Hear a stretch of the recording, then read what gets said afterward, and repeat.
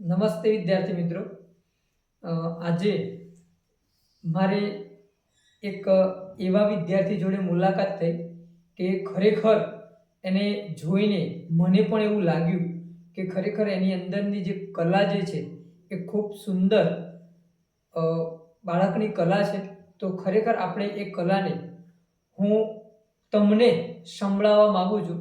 તો આપણે એ વિદ્યાર્થીને હું તમને મુલાકાત કરાવું અને આપણે એનું નામ પૂછીએ અને એ વિદ્યાર્થી જુદા જુદા પ્રાણીઓના અવાજ આપણને સંભળાવશે. તો આપણે દક્ષભાઈને બોલાવીશું. આવો ભાઈ.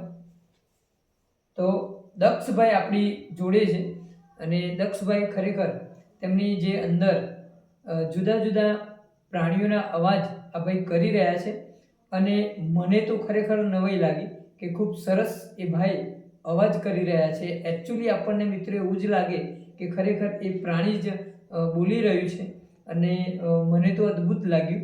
તો હું તમને પણ આ સંભળાવવા માગું છું. તો તૈયાર છો ને ભાઈ તમે? દક્ષભાઈ આપણને જુદા જુદા પ્રાણીઓના અવાજમાં, હે ને? તો તમે સૌપ્રથમ આપણને દક્ષભાઈ કૂતરાનું જે પેલું નાનું ગલુડિયું હોય અને એ નાનું ગલુડિયું જે અવાજ કરતું હોય તો દક્ષભાઈ આપણને નાના ગલુડિયાનો અવાજ સંભળાવશે. દક્ષભાઈ સ્ટાર્ટ.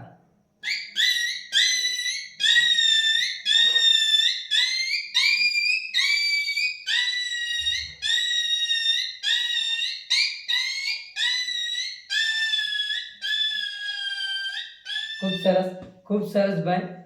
બહુ જોરદાર એમની કળા કહેવાય.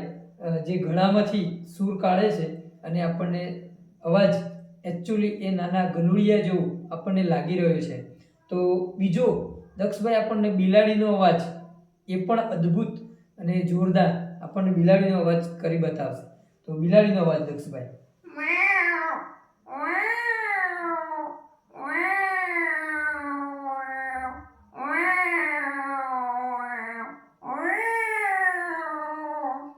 સરસ સરસ, ખૂબ સરસ દક્ષભાઈ. ખરેખર અંદરથી જ આ અવાજ લાગી રહ્યો છે, બરાબર ને? તો દક્ષભાઈને આપણે ફરીથી એક ગધેડાનો અવાજ, હા, તો એનો ગધેડાનો અવાજ દક્ષભાઈના મોઢેથી આપણે સાંભળીશું.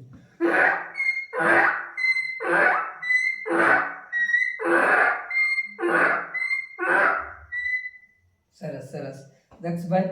હવે આપણે ગધેડાનો અવાજ સાંભળ્યો, બિલાડીનો, પણ હવે આપણે એમની જોડેથી તમે ઘોડાનો અવાજ કાઢી શકશો? ઘોડાનો? વાહ વાહ, ખૂબ સરસ. તો દક્ષભાઈ આપણને ઘોડાનો અવાજ સંભળાવશે. દક્ષભાઈ.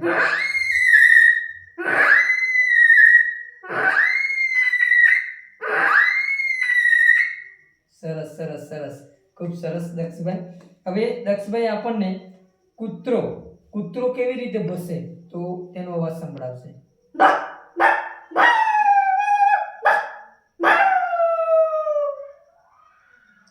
ફરીથી એકવાર.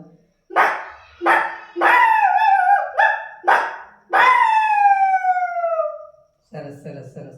હવે દક્ષભાઈ આપણને અદ્ભુત અવાજ હવે મને લાગી રહ્યો છે એવો કુકડાનો અવાજ કાઢશે ભાઈ. કુકડાનો.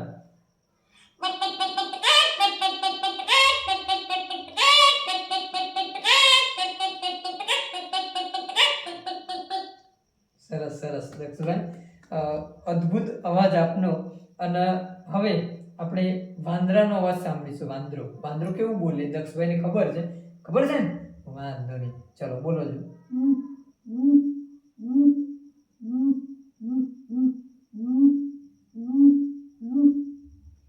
દક્ષભાઈ મને વાંદરાનો અવાજ તો શાયદ મને પણ થોડુંક પ્રયત્ન કરું તો આવડે એવું લાગે છે.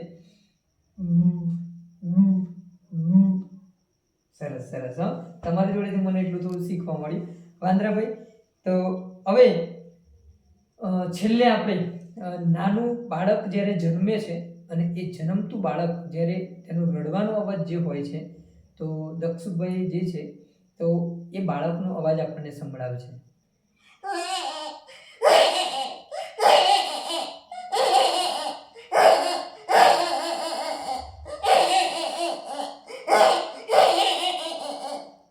ખૂબ સરસ, ખૂબ સરસ, ખૂબ સરસ દક્ષભાઈ, તમને મળીને મને ખૂબ આનંદ થયો અને ખરેખર આ અદ્ભુત કલા તમારી, બરાબર, હું મારા મિત્રો જોડે શેર કરી રહ્યો છું અને આપણે યુટ્યુબ ચેનલ પર આપણે મૂકીએ છીએ, બરાબર ને?